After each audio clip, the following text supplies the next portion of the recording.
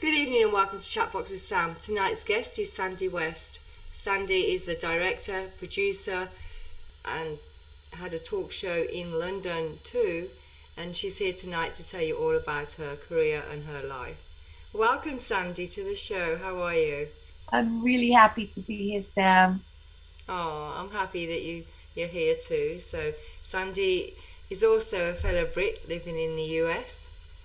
So, and Sandie, when did you first come to the United States to live? 1991, can you believe it?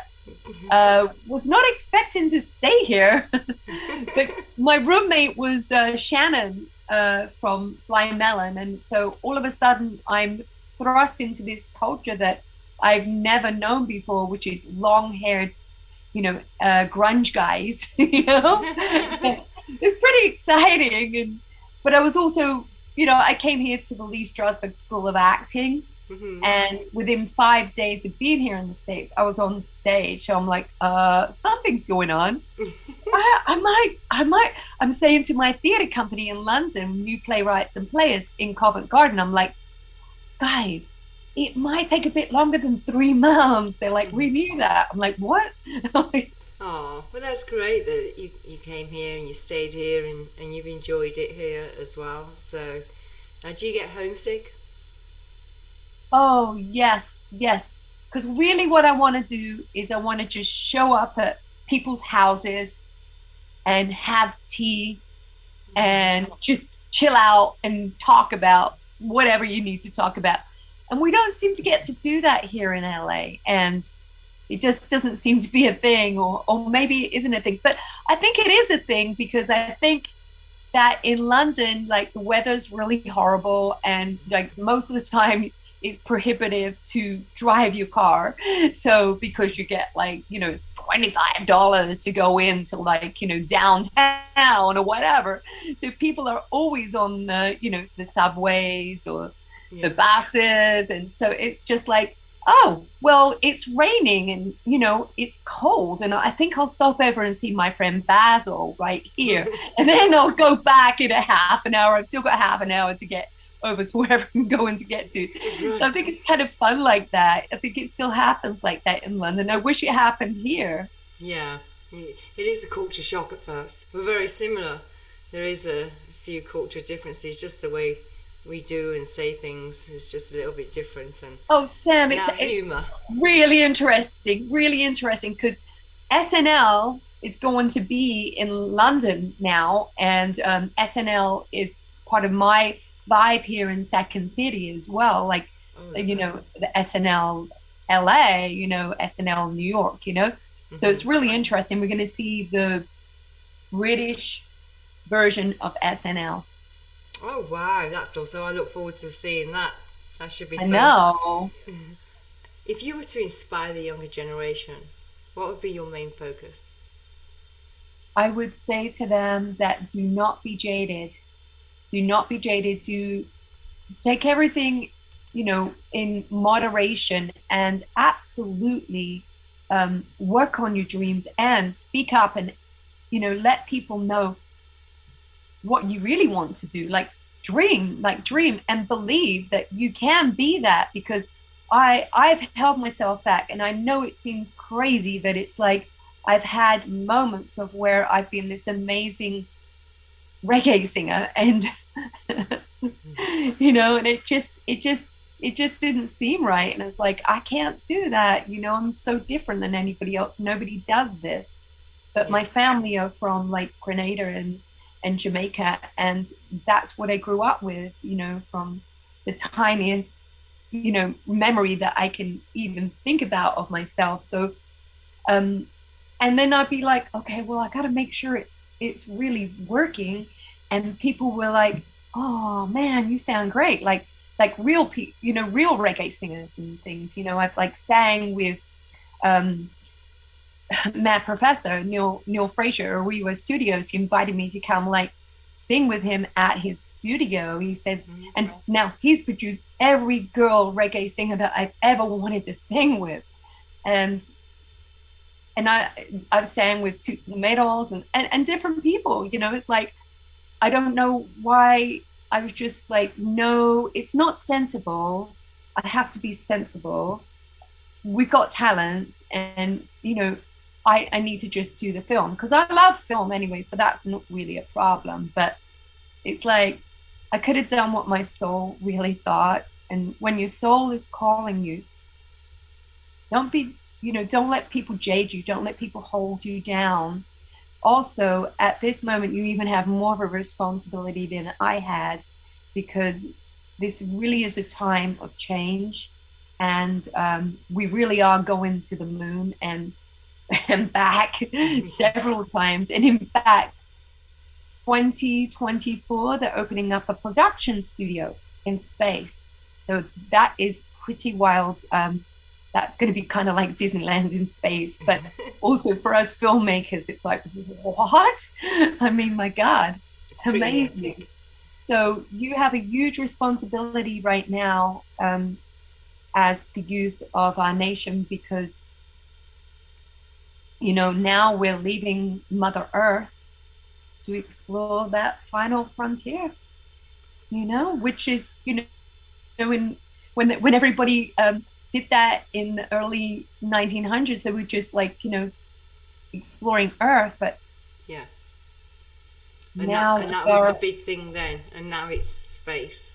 And they thought the Earth was flat and they'd fall off it. This quickly it's happening. Oh my God. So that can be dangerous. I mean, that's much harder than crossing the frontier, Yes. or the Atlantic Ocean. I mean, that is like space. So, and yeah. I love what you said about don't get jaded. Follow your soul, what matters, and yes. and don't be jaded by other people's influence. I thought that was an excellent answer, and that was very. I think they will identify with that because it's so easy to go off your path when there's other distractions. So thank you so much for that answer. That was a good answer. So with this vast career that you have, I mean, I know you worked with Eddie Izzard as a TV radio host, and you're in film and a stunt woman. I know you're on Power Rangers as the Pink Power Lady, and many other films. Power Rangers, and then you worked on Single White Female, and you've also worked on Deadly Ground when you're a stunt woman there on Deadly Ground. Can I ask you what inspired you into this vast career? It's one of those things that I don't understand that anybody else doesn't have, because when I was a child, I just remember I loved film, and I just loved that it was immortal. I guess it's what it is. It's immortal. Mm-hmm. It's there forever.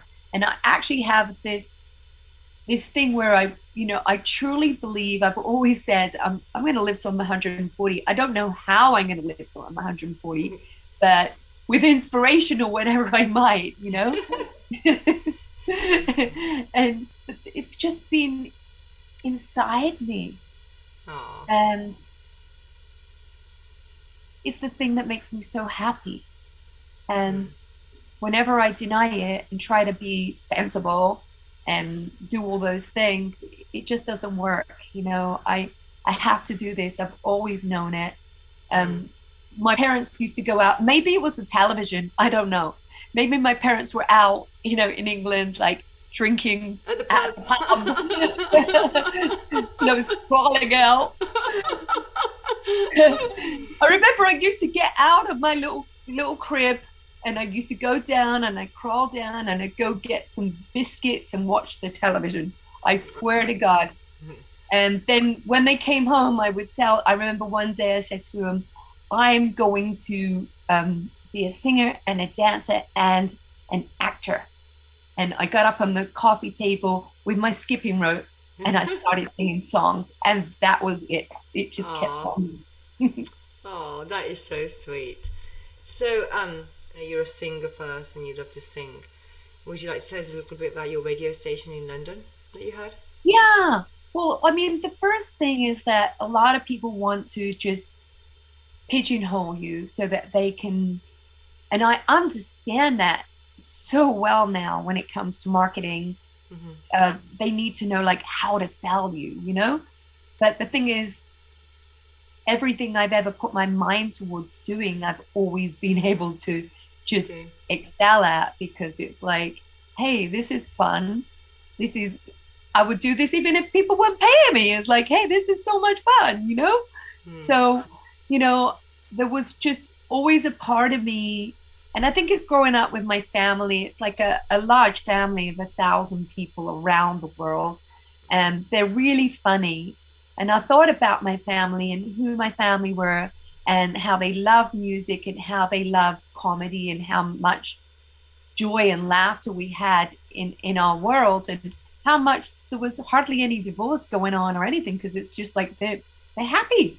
And I'm like, whoa, this is really great. So for me, I just felt like, you know, I really am I'm drawn to comedy, you know? So I ended up being a stand-up comedian. But first of all, before that, I was working with Eddie Izzard in theater sports, and we were doing comedy, and we were also in an improv comedy group called Spontaneous Combustion. And a lot of people from Spontaneous Combustion ended up in Whose Line Is It Anyway? And so in the early days. So that was really cool. Like, but I mean, it's just so freeing to be up there on stage. And Eddie I was coming from an actor point of view. Eddie was coming from a stand-up point of view. And so when we went on stage, it was really fun, because we would just, you know, play each other. Like we'd get something that the audience would tell us, like, okay, you're a young woman and you're going into a store and you're going to steal a ring or whatever. And so then Eddie would then give me a walking stick and a old wig hat, you know, old gray hat. And then I'd have to go out and I'd have to justify this whole situation. And I'd have to walk in and say like, well, you know, just had a little bit of a stroke sort of thing, you know, this silly stuff. I'd have to justify what the costume he'd give me. And I do the same thing to him, because you can't like be with the audience saying like, you're a young woman and you're going to do this. And then he puts on a different costume on you, and you're like, just before you go out on stage, you're like, wait, the heck? I've got like I got an old so you'd have to justify it. Well, I just had a stroke, so all my hair turned white, you know, like, and I got run over by a bus, but I'm here because my guy and I are going to get married and rings. No, he's quite the character. Yeah, we had so much fun. I mean, I saw the breakdown. It was amazing to see the breakdown between him being a stand-up comedian who had all the punchlines. Yeah. Fantastic he was. And then to just break down and go free and go improv.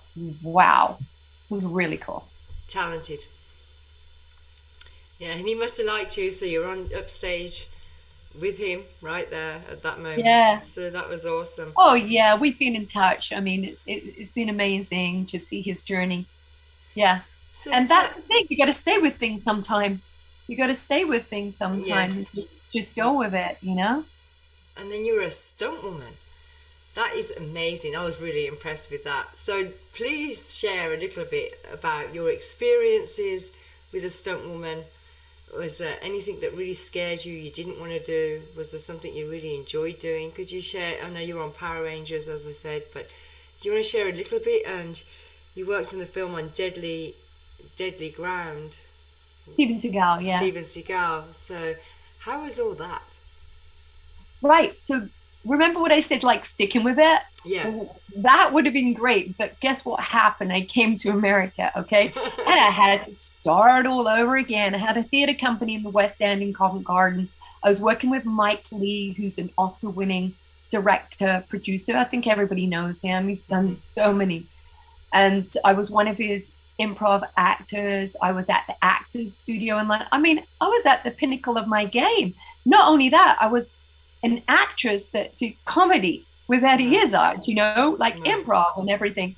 So I come to LA, but I'm only here for 3 months. But as I said, 5 days of being in the States, all of a sudden I'm on the Lee Strasberg School of Acting, and hey, the weather is good here, right? So, yes, it's definitely a good promotion to stay.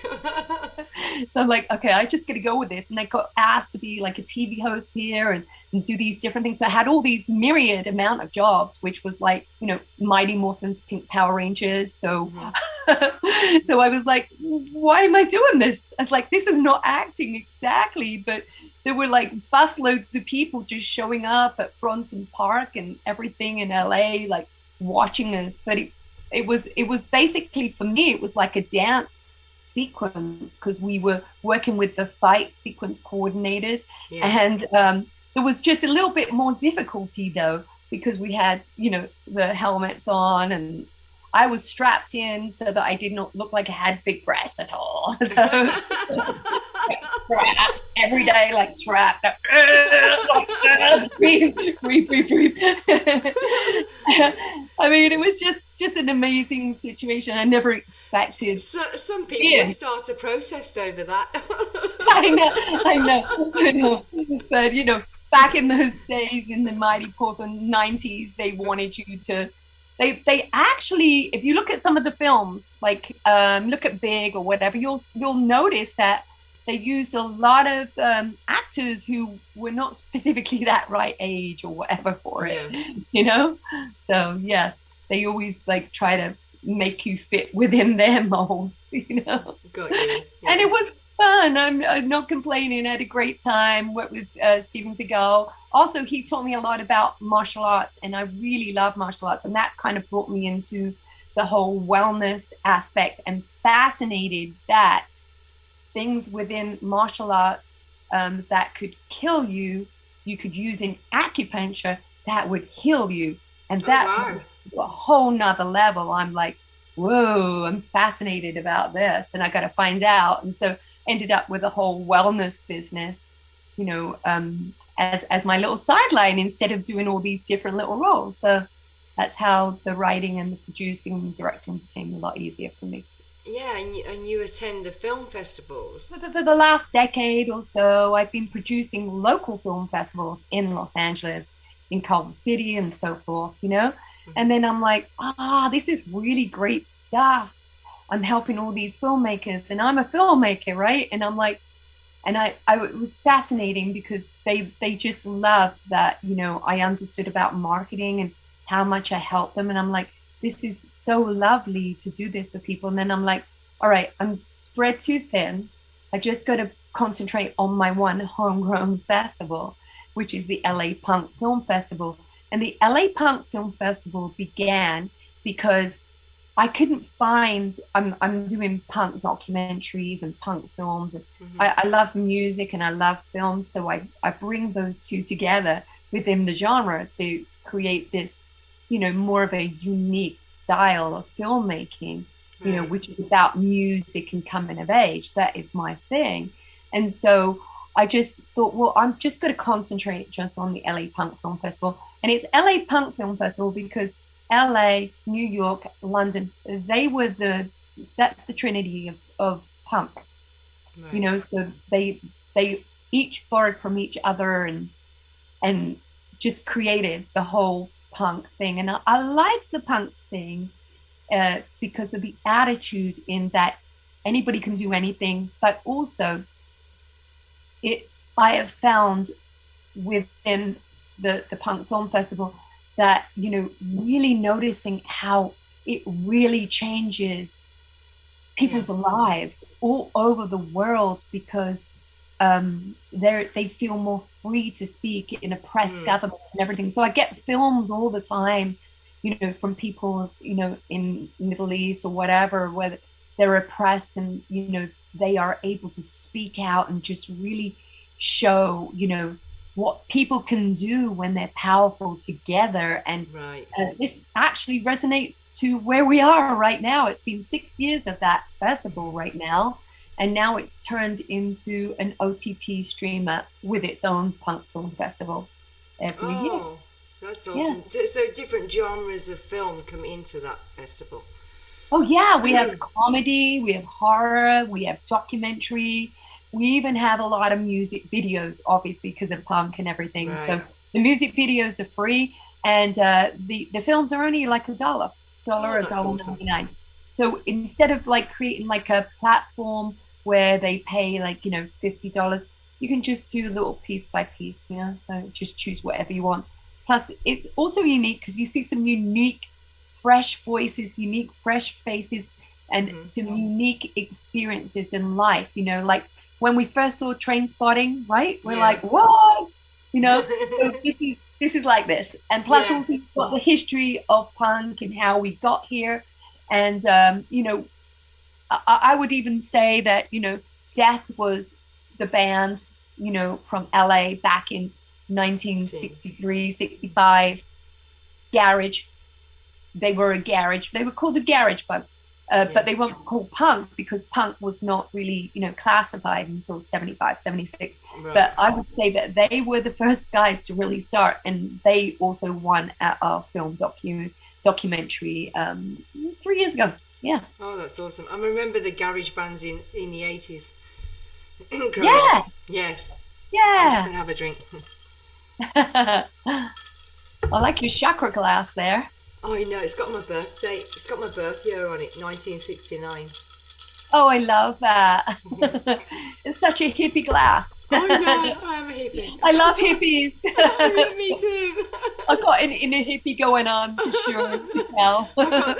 I've got the peace and unity and showing how we're familiar and yet uniquely different. And I'm an empath too, an Irish kind of gypsy thing going on. But yeah, so, but enough about me. I love the Irish. The Irish can sing. The Irish can sing and the Welsh can sing. Yes. They can, very much, yes. And they can dance too. So. Oh, dancing is the best. Especially in the pub in Dublin. Can I tell you something? If I'm going to tell the kids what they need to do right now is dance. Just dance, man. Yeah. That's the best thing you can do, because like that way you just keep your body healthy, and it's primal. It's primal. It's what we really want. And I think people are having like hip operations because I think personally, whether this is true, it's not scientifically, I'm not saying it's scientific, but I think a lot of it is if you don't use it, you lose it. So use your hips. Use your hips. Dance. Yeah. Oh, do you want a hip operation? What do you want? Well, I think actually Goldie Hawn said that it's the best exercise in the world next to swimming, because it's the only time you're actually using every single part of your body. Yeah. Every single part, even your toes, your fingers, like hands, even your eyeballs. I like that. Yeah, I don't mind looking goofy on camera. So yeah, I think just move everything. Hit, you know, just a elbow. I know. I mean, like, wow, it just says a lot, you know. Have you ever done belly dancing? Yes, of course I have. Me too. It was really difficult. Did you find? It was so difficult for me to keep the top half of my body straight and not move it, and then just move the bottom half of my body. Oh yeah, it is. It felt like my body was. It was like that commercial. I don't know whether it was in England or America. I can't remember. I think it was in England because it was the Irish, where they separated the legs from the top of the body and they were dancing. The legs are dancing over here, but the Irish jig. Was that the Irish Spring? The Irish Spring commercial? with the soap commercial. And then they go away. I kind of felt like that. Yeah, but it's fascinating. It only takes about 2 lessons, 2 hours, right? Yeah. And then you've got it, and then it's like, what? The whole thing moved. I know. Independently of the other part. Like, whoa. I think I spent the first half an hour looking very confused. I was like, because I was like concentrating, up here, up there, move that, and then, you know, my eyes was going with my hips and my top body was straight. I was like, And when I was 4 years old, all the neighbors used to come over and go like, why are you guys having noisy music? But everybody was just dancing. And Awesome. it was so much fun. Like my aunts would actually call the fire station and say, come on over, there's a fire. Oh, really? And it was you. Yes, with us. I mean, my God, I grew up with that. I mean, you couldn't think of a better way to grow up, really. Like, just see the amount of fun that, you know, people can have, you know, and just dancing and music. So yeah, it's just that's awesome. Fantastic. I know. And my grandfather taught me ballroom from when I was 3 too, so I love dance as well. Yeah. So I'm glad you were dancing. Dancing is the best. It's universal. We've already touched on this, but how has music influenced your life? Well, I wish it had influenced it more, is what I'm saying. It's like, only now have I gone back to singing myself. And I'm so happy. I was like drawn to go to Santa Monica College just to do some singing classes and get in the intermediate class and just kind of go for it and just get back to it, because I really love it. I mean, I'm a filmmaker, I'm a business person, so it's like you don't really get to walk around singing reggae while you're doing those things, right? So I just like, I got to do it for my soul, you know? And it's like, so I'm just loving it and I'm enjoying it so much. And I've even got the piano out and I'm even ready to, that's what I should have done. I should have believed in me. I should have believed in me. I was hanging out with Big Audio Dynamite back in the day, and you know, lots of other people.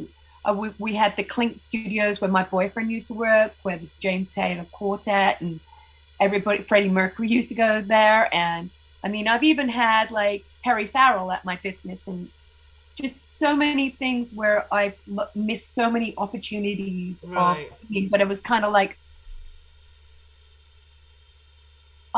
everybody wants that dream, you know?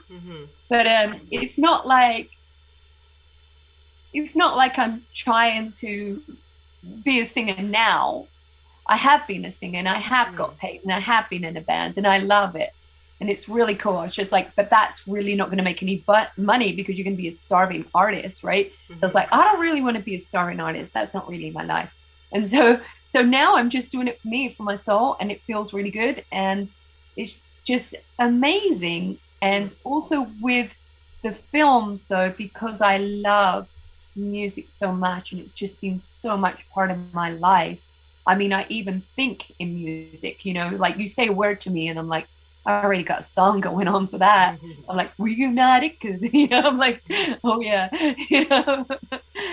So I mean, there's the comedy and there's the songstress going on at the same time. That's awesome. You're multitasking. I never really expected to make any money in singing anyway, so it's just a hobby that I love. It's for my soul. Yeah, I understand that 100%.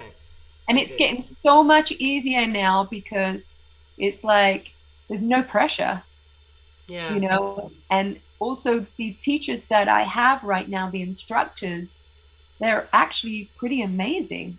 Everything that's out there right now in technology to help support you with singing is like, what? I mean, different than back in the day. I've got these apps and everything. They teach you all about the piano. You've got easy piano. You've got right hand piano. It's mind blowing. There's sheet music. You can go there. You can get your sheet music for your piano or your guitar. And then you can also have the backing track behind you. Yeah. You can listen to that. I mean, like, whoa. I mean, before you would just kind of like try to guess it, you know, and just, I mean, now like you can show up with the sheet music and you can say like, I want it in this slightly in this different key. I'm like, I mean, just everything. It's like, it's mind-blowing. I'm having so much fun. Anyways, you can tell. It's like film, you know, the grain that they used. They went from grain like to digital. So the old camera, the way they used to film, there's a beauty in that, you know, in the black and white and the classics.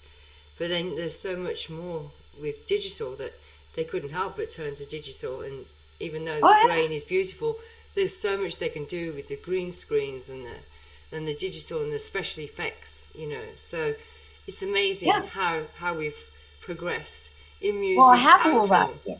Yeah. Yeah. Amazing. I have over here at Beach Dancer Films. I have all the green screen, and Do you? I've got the 4K, and I've got everything.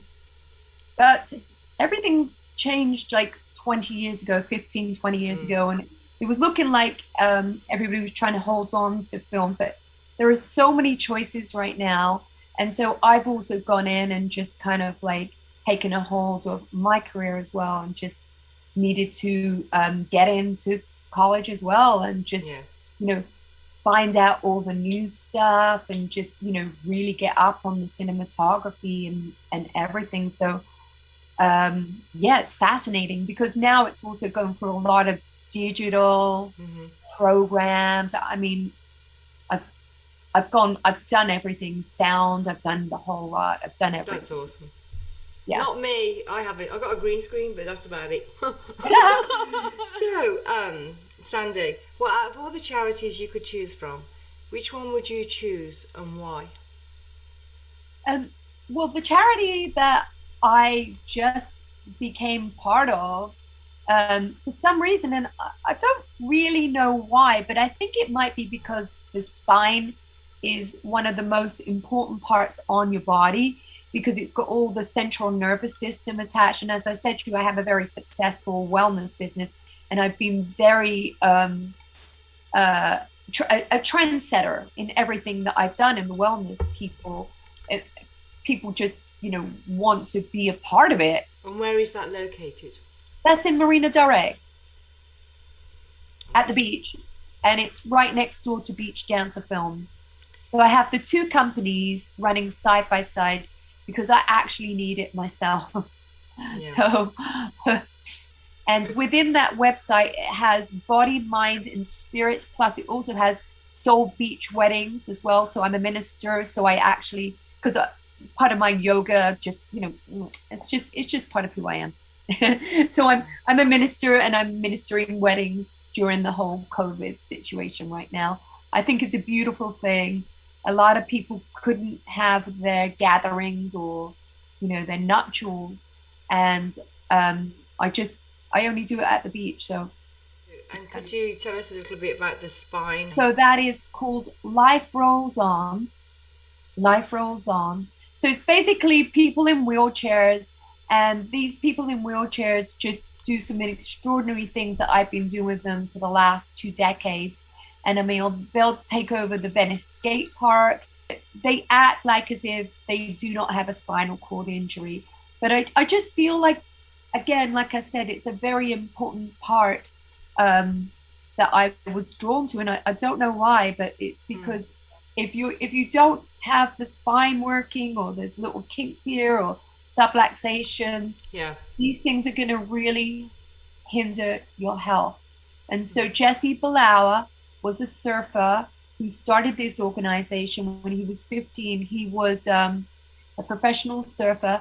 His father and his uncle were both chiropractors. So, you know, I believe in chiropractor and the whole wellness and acupuncture and so forth.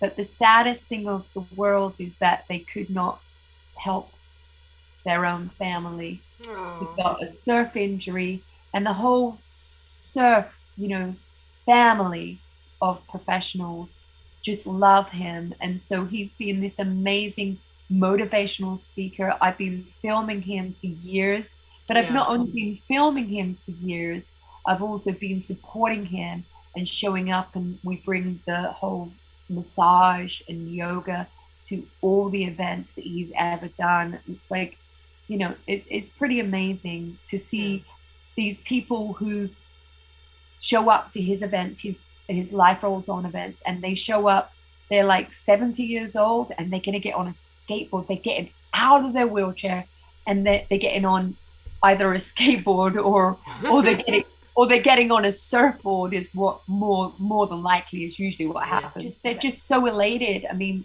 imagine that. That's kind of like being on space with no gravity. You're like, I know.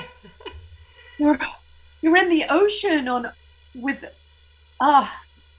That is awesome because they're weightless then. And I've been down to Yeah. Venice Beach so many times watching the surfers. I love surfing. I can't do it, but I love watching it. Oh, I love it. It's so Yeah, good. it's beautiful. It's so free, and It's yoga and just so surfing and the artistic. whole wellness goes together very, very well.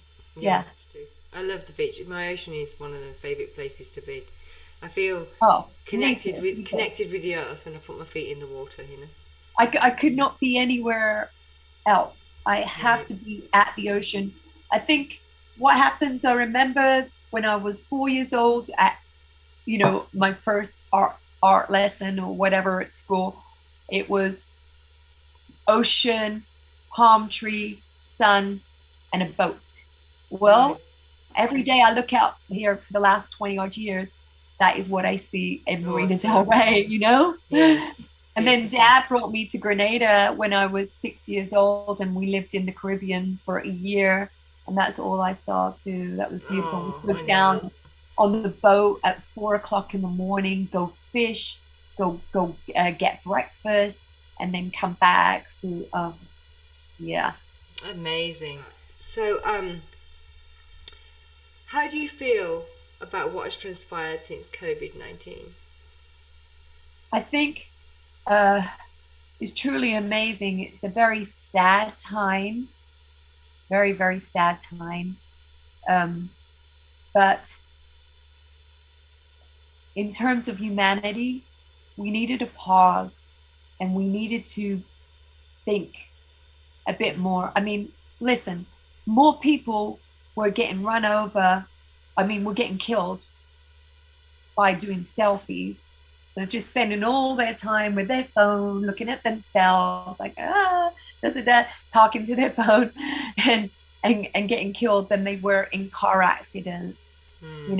And car accidents is quite big up there. It's like number, or accidents, it's number Yeah. 5 on people who die. You've got all these other, diseases. But so, I mean, kind of sad. People were spending a lot of time not talking to people and just Right. kind of being within and just Mm-hmm.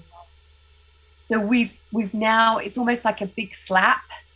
Right. You wake up, Yeah. you have each other, humanity needs each other, humanity needs to talk to each other, humanity needs to feel each other. It's almost like Mother Earth is like saying, like, you need to come back, Yeah. to your To roots. And yes. also, Mother Earth has come back to its roots. Every day I look out there at the beach now for the last year, it's like all that smog from all those extra cars that were just running around like crazy, like, I gotta go here, gotta go there, gotta go there. Me too. Right. I was like, oh, I gotta go back to screening, I gotta go to Screen Actors Guild, gotta go this, gotta do that, gotta work out, gotta go see some friends. LA, you never stop because the weather's great, Yeah. and it's like Mother Earth looks like it's also kind of It taking slowed care of us down. itself too. Slowed us down and um, brought more family values back instead of technology and one, Oh, yeah. and conversations one on one with family and direct friends. And yes, we could still speak on the internet because a lot of people were podcasts and web series and self tapes instead of live auditions. So it did change. Some things changed for the better, I think. You know, Yeah, I in mean, a it's way. very, very sad about what's going Mm. on with the COVID situation. It definitely seems to get a lot of people who it's time to take care of one's health. Hmm. I've always known that. As I said, it's my hobby and it's like everybody wanted a part of it and I actually get paid to do it. So that's great. Yeah. But it's definitely really important to take care of one's health, like take control of your health. I have health insurance, but Yeah. it's really best to like just, get your cholesterol test, do it at home, do all these things, follow these things, give yourself goals. Right. Because the thing is, what happens is that the COVID will get people who are, compromised, like Yeah. with cholesterol or overweight or Diabetes. glucose, diabetes and everything. So And then there's a lot of people who are going to continue to sell you as well if you don't take care of your own health. So there's a ton of people going to sell you a bunch of like, programs to get rid of your cholesterol and your extra weight or whatever. What it really comes down to is the same thing always. Eat right. Diet. Yeah. Diet. Yeah, eat right and exercise and sleep well. And also another thing is what you put in your mind. Those thoughts you put in your mind is the most important thing, because they can change the chemistry and the balance. Calm is one of the biggest apps out right now, which just goes to tell you, it's like people are beginning to get it, that they need to meditate, they need to spend time. And I wouldn't have longevity in this business if it wasn't for that. Absolutely. And you do, and you're proving it. So, is there anything that no one has asked you in an interview that you would have liked them to ask you? Okay, well, let's just say what made me, okay? And it's really interesting because I feel like I've always known me, and circumstances have also changed me as well.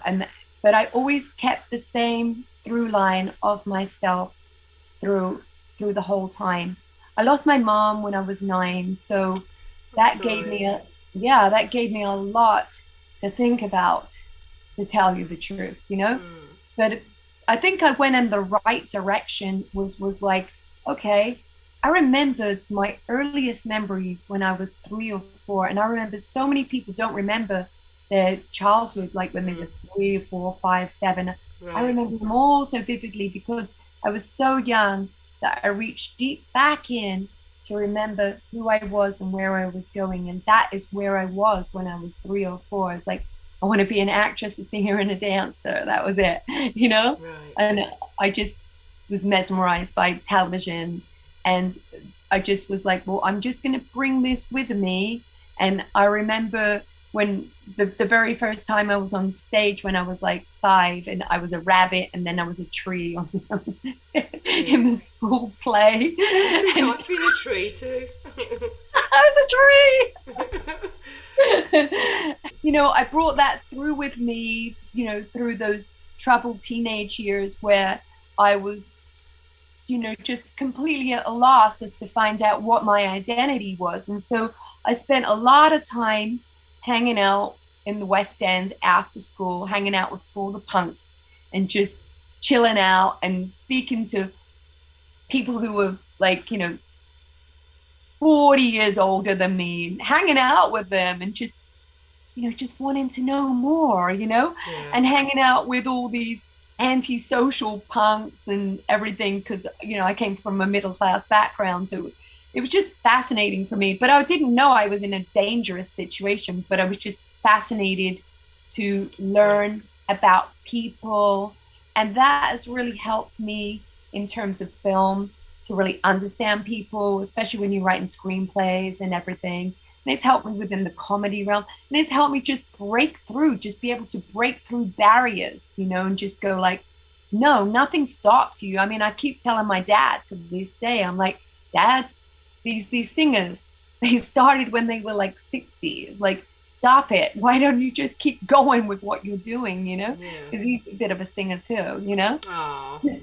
And I'm like, he's like, no, I'm 73. I can't do that now. I'm like, yes, Dad, it doesn't matter anymore. You just do it yourself. Did you have brothers and sisters, or was it just you? It was just me, and for 9 years. And then my brother was born 9 years after, on the same birthday as me. Really? Yeah. My grandson and granddaughter has just got the same birthday, but 3 years apart. November grandson 30th. And wow. I mean, that's kind of fascinating, isn't it? Yeah. I guess it's like a twin soul, really. Cause, yeah. But then when you're 9, you're like, now I got to share my birthdays with you. That was funny, though. When's your birthday? What day? September 12th. Oh, my brother and I are December 11th and 12th, a year apart. Oh, wow. That's So kind of amazing, it's right? weird. Yeah, Yeah. my kids are 24th, 26th, and 27th of March. Wow. I know. Everybody goes, "What? Numbers, Did you numerology. plan that?" No, I did not plan anything. I woke up and I was pregnant. I had nothing to do with Numerology. it. Yeah, but they're older now. But it's numerology. I mean, there are things, there's a lot when it comes to chakra. I guess here's the inner hippie coming on now. Chakras, Yeah, numerology, absolutely. you know, a lot of things I take with a pinch of salt. I read it, you acknowledge it, and then you see how it works through the different correlations. It's like, okay, chakras, full moon, and acupuncture and chakras, and you kind of see, because you have to really make your own mind up on that. You can't call it off as quack stuff, because it's not. It's been around for 5,000 years. Right. There really is something that stayed around and is really working, And yeah, it's a universal effect. I believe in the book, the Secrets.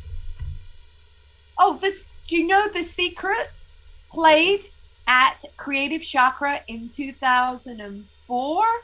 Here, it was the first screening in the US with the director and the actress, the narrator at the time, which was his wife at the time.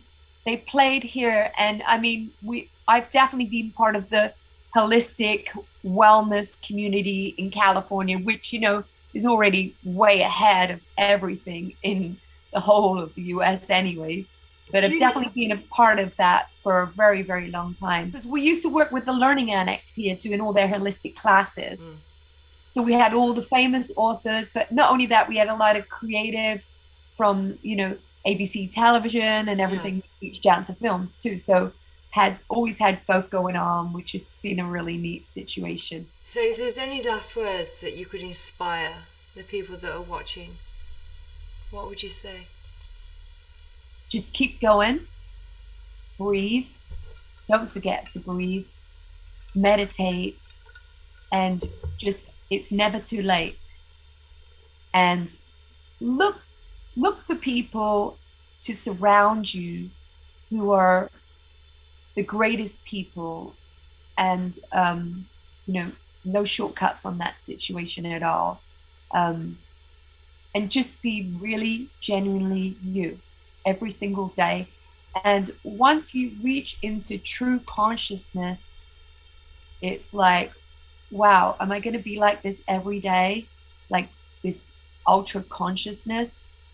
Yeah, there's no other way to be, because your brain's always on, but you're always really a part of it. And you're always really a part of who you are and your soul and what your soul wants. And that's the most important thing. And that resonates with people, that resonates with the world, that resonates with your karma, it resonates with everything you do. And that's wonderful. I love the way you think. Very similar. And yet uniquely different. Yeah. So thank you so much for attending Chatbox with Sam. I think it's really great. I love what you're doing. It's really fun. I feel very relaxed with you and very much myself just talking. Thank you. Thank you so much. Thank you.